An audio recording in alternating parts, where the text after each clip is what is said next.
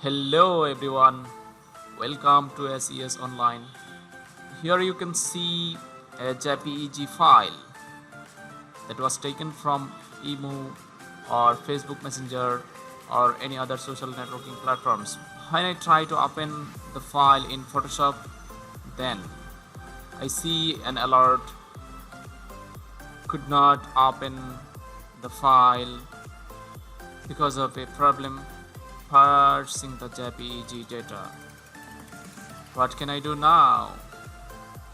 To solve this issue, I installed a software named Format Factory.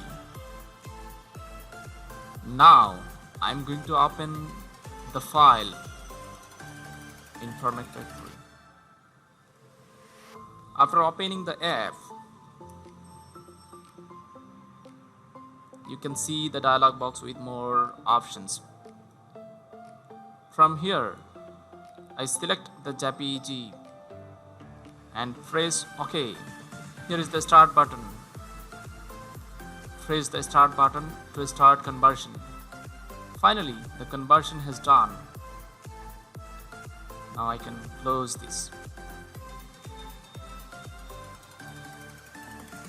As you can see, the files here, first one JPEG and second one converted JPG file.